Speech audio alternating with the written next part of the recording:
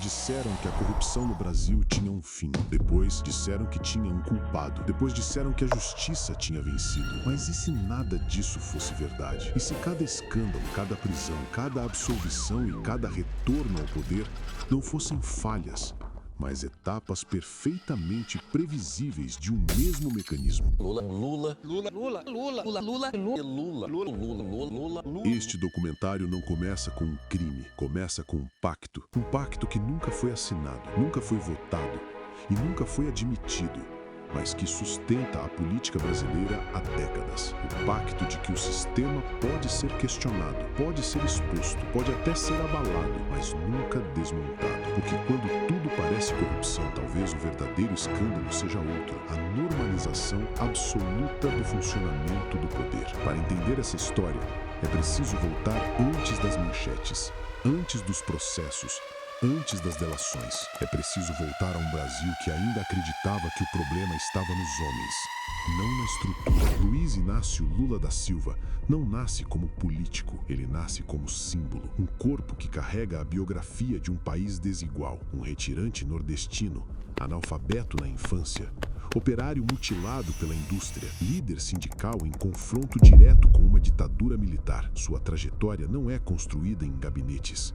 mas em fábricas, greves e assembleias reprimidas. Quando Lula surge no cenário nacional, ele não representa apenas uma candidatura, representa uma promessa histórica, a promessa de que o sistema poderia ser ocupado por alguém que nunca pertenceu a ele. E é exatamente por isso que sua ascensão é tão poderosa e tão perigosa. Porque sistemas não se sentem ameaçados por opositores externos, eles se sentem ameaçados por quem tenta governá-los por dentro. O Brasil que Lula encontra ao entrar na política institucional já carrega uma deformação estrutural profunda. O presidencialismo de coalizão não é uma escolha ideológica, é uma engenharia de sobrevivência. Um Congresso fragmentado, composto por dezenas de partidos, muitos deles sem identidade programática clara, exige do executivo algo que nenhuma campanha eleitoral admite publicamente: a negociação permanente do poder em troca de estabilidade. Governar nesse ambiente não é apenas liderar, é administrar interesses, distribuir espaços, satisfazer bases políticas que não se elegem para legislar, mas para participar da máquina. O Estado se transforma lentamente em um território ocupado. Cada diretoria estratégica vira uma trincheira, cada estatal uma fonte de influência, cada orçamento um instrumento de pressão. Esse é o pacto invisível. Ele não nasce com Lula, mas encontra nele seu maior teste. Quando o Partido dos Trabalhadores chega ao poder, chega com um discurso de ruptura moral, ética na política, transparência, combate à corrupção estrutural. Mas discursos não alteram engrenagens sozinhos, e o sistema começa a cobrar rapidamente. A pergunta surge nos bastidores antes de surgir nos jornais: como governar sem maioria? A resposta não está nos livros, está na prática histórica brasileira, e a prática cobra seu preço. É nesse ponto que a história começa a escurecer. Não porque alguém decidiu ser corrupto, mas porque o sistema oferece apenas duas opções reais: ou você joga o jogo ou não governa. E não governar num país desigual também é uma forma de violência política. O primeiro grande choque entre ideal e realidade explode em 2005. Um vídeo simples, quase banal, gravado nos Correios, escancara algo que todos suspeitavam, mas poucos conseguiam provar. O que vem à tona não é apenas um caso de propina, é a revelação de um método de sustentação política. Pagamentos regulares, segundo investigações e julgamentos posteriores, para garantir fidelidade parlamentar. O mensalão não é um acidente, é um sintoma. Ele revela que a governabilidade foi terceirizada para operadores financeiros, que o apoio político passou a ter tabela, que a democracia representativa começou a funcionar como um mercado silencioso de votos. As investigações avançam. O país acompanha atônito. Pela primeira vez, figuras centrais de um partido que prometia romper com a velha política aparecem no centro de um escândalo que lembra exatamente aquilo que juraram combater. Lula afirma não saber, e essa afirmação, longe de encerrar o debate, abre outro ainda mais profundo. Sistemas eficientes não exigem que o líder máximo saiba de tudo. Eles funcionam justamente porque blindam o topo. Camadas são criadas, intermediários surgem, responsabilidades se diluem, o pacto invisível se mostra em sua forma mais sofisticada. Todos participam, mas ninguém parece controlar totalmente. E quando o mensalão chega ao Supremo Tribunal Federal, algo histórico acontece. Condenações são proferidas. Nomes poderosos são sentenciados. O país acredita por um breve momento que algo mudou, que talvez o sistema estivesse finalmente sendo enfrentado. Mas sistemas não entram em colapso por causa de um escândalo. Eles apenas aprendem. O que vem depois não é uma correção de rota, é uma evolução. A corrupção brasileira deixa de ser artesanal e passa a ser industrial. A Petrobras, empresa símbolo do orgulho nacional, torna-se o coração de uma engrenagem muito maior do que qualquer partido isolado. Cartéis de empreiteiras passam a operar como clubes fechados. Licitações deixam de ser competição e viram formalidade. Contratos inflados, percentuais combinados previamente e o dinheiro, agora em volumes bilionários, passa a alimentar não apenas indivíduos, mas projetos de poder de longo prazo. Aqui, o pacto invisível atinge sua maturidade. O esquema não depende de sacolas, malas ou encontros suspeitos. Ele se esconde atrás de contratos, aditivos, fundações, doações eleitorais e operações financeiras complexas. Tudo parece legal, tudo parece técnico.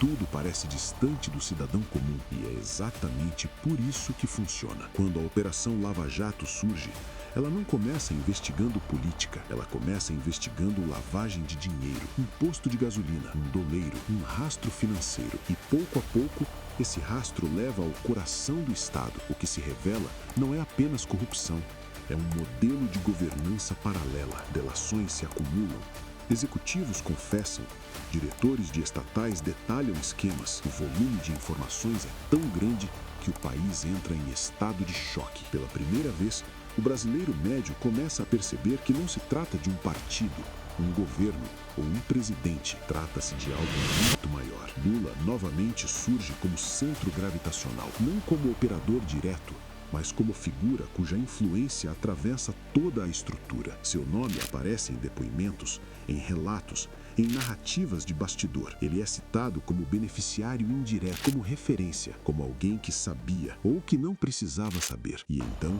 o impensável acontece novamente. Um ex-presidente é condenado, preso. A imagem corre o mundo. O Brasil se divide. Há quem celebre, há quem chore, há quem não acredite. Mas o impacto mais profundo não é emocional, é simbólico. Pela primeira vez, o sistema parece ter permitido que um de seus maiores símbolos fosse sacrificado. E isso levanta uma pergunta ainda mais perturbadora. Por quê? Porque sistemas só sacrificam peças quando isso garante sua própria sobrevivência. A prisão de Lula não é apenas um evento jurídico, é um terremoto psicológico nacional. Para muitos, ela representa a confirmação de tudo o que sempre suspeitaram. Para outros, representa a prova definitiva de perseguição política. O país não debate mais fatos, debate narrativas. E enquanto isso, o sistema observa em silêncio. As ruas se enchem de palavras de ordem, as instituições se tensionam, a confiança coletiva se rompe, mas o pacto invisível permanece intacto. Lula permanece preso por mais de um ano. O tempo passa, as manchetes mudam, o país se acostuma. E então, lentamente, algo começa a se mover. Decisões judiciais, questionamentos processuais, discussões sobre competência e parcialidade, não sobre os fatos, sobre o caminho até eles. Quando as condenações são anuladas, o impacto é devastador. Não porque Lula vence, mas porque a verdade entra em suspensão. Ela não é confirmada, não é negada. Ela simplesmente deixa de ser alcançável. E isso é tudo o que o sistema precisa. Depois da prisão, o país não entrou em silêncio. Entrou em guerra. Não uma guerra de tanques ou tiros, mas de narrativas, versões e interpretações. A partir daquele momento, a corrupção deixou de ser o centro do debate. O foco mudou. A pergunta já não era o que aconteceu, mas quem tem legitimidade para investigar. E essa mudança não foi acidental, foi estratégica. O sistema entendeu algo fundamental. Não é preciso provar inocência quando se pode desacreditar o método. A verdade não precisa ser destruída, basta ser contaminada. Operações passam a ser retratadas como excessos, juízes como personagens políticos, promotores como militantes disfarçados. O discurso se reorganiza com uma sofisticação inédita. Não se nega a existência de corrupção. Isso seria ingênuo demais. O que se faz é relativizá-la, diluir responsabilidades, misturar erros processuais com intenções criminosas até que tudo pareça confuso demais para qualquer conclusão firme. A Lava Jato, que havia sido celebrada como símbolo de um possível ponto de inflexão histórico, passa a ser apresentada como ameaça institucional. Seus métodos são questionados, seus resultados minimizados, seus agentes expostos. Pouco a pouco, o foco se desloca. A corrupção estrutural sai do centro do palco. O debate passa a girar em torno da forma, não do conteúdo. É um movimento antigo, mas raramente executado com tanta eficiência. Enquanto isso, decisões judiciais começam a cair como peças de dominó. Não se trata de absolvições baseadas em análise profunda dos fatos. Trata-se de anulações técnicas, competência territorial, parcialidade do juiz, questões processuais legítimas, sim, mas que produzem um efeito colateral devastador. A verdade deixa de ser julgada. E quando a verdade não é julgada, ela não pertence mais a ninguém. Lula recupera seus direitos políticos. As condenações desaparecem do ponto de vista jurídico, mas os fatos continuam ali, suspensos, flutuando em uma espécie de limbo histórico, não confirmados, não negados, apenas inalcançáveis. É o cenário perfeito para o pacto invisível, porque sistemas não precisam de absolvição moral, eles precisam de ambiguidade permanente. A partir desse momento, algo profundo se rompe na sociedade brasileira. A noção de justiça deixa de ser uma referência comum. Cada grupo passa a carregar sua própria versão da realidade. Para uns, Lula foi vítima de perseguição, para outros, símbolo máximo da impunidade. E enquanto os lados se enfrentam, o sistema permanece intocado. Essa é a vitória mais sofisticada do poder. Transformar a busca por verdade em uma disputa infinita de versões. O retorno de Lula ao centro da política brasileira não acontece em um vazio. Ele acontece em um país exausto. Um país cansado de crises, polarizações, escândalos, promessas frustradas e guerras narrativas intermináveis. Nesse cenário, o retorno não é apresentado como ruptura, mas como restauração. Não como confronto com o sistema, mas como pacificação. E é aí que o pacto invisível revela sua face mais perversa. Lula não retorna como o sindicalista que prometia mudar tudo. Retorna como um político experiente que sabe exatamente como tudo funciona. O discurso é de reconstrução institucional, defesa da democracia, estabilidade. Palavras-chave que tranquilizam mercados, instituições e elites políticas. O sistema reconhece o sinal. Ele não será confrontado, será administrado. As alianças se recompõem. Os mesmos partidos que antes foram acusados, investigados ou expostos voltam a ocupar espaços centrais. O Congresso retoma seu papel de arbítrio do poder. As negociações voltam a acontecer longe das câmeras. Nada disso é ilegal por si só. E é exatamente esse o ponto. O sistema não precisa mais se esconder. Ele foi normalizado. Enquanto isso, investigações são revistas. Órgãos de controle são enfraquecidos ou reorientados. O combate à corrupção passa a existir no discurso, mas perde centralidade prática. Não há grandes rupturas, não há reformas estruturais profundas, não há enfrentamento direto da engrenagem que produziu tudo aquilo, porque enfrentá-la exigiria romper o pacto. E romper o pacto tem um custo político muito alto demais. Lula governa novamente. O país segue, a economia reage, programas sociais retornam. Para muitos, isso basta. Para outros, é a confirmação definitiva de que nada realmente muda. O sistema sobreviveu à sua maior crise e agora, mais experiente, mais cauteloso, mais blindado, segue operando. O que antes causava choque, agora causa cansaço. O que antes gerava indignação, agora gera resignação. E essa talvez seja a transformação mais perigosa de todas. Ao longo de décadas, o Brasil aprendeu a contar sua história como uma sequência de escândalos, um caso após o outro, um nome substituindo o anterior, um vilão tomando o lugar do próximo. Essa narrativa é confortável. Ela oferece culpados claros, permite escolhas simples, cria a ilusão de que basta trocar os personagens para que tudo mude. Mas a história real é mais incômoda. A corrupção no Brasil não é um desvio do sistema. Ela é uma consequência previsível da forma como o poder foi organizado. Enquanto o executivo depender de barganhas permanentes para governar, enquanto o Congresso operar como um mercado de influência, enquanto estatais forem usadas como instrumentos políticos, enquanto erros estruturais forem tratados como falhas morais individuais, o ciclo continuará. Com Lula, sem Lula, antes dele, depois dele.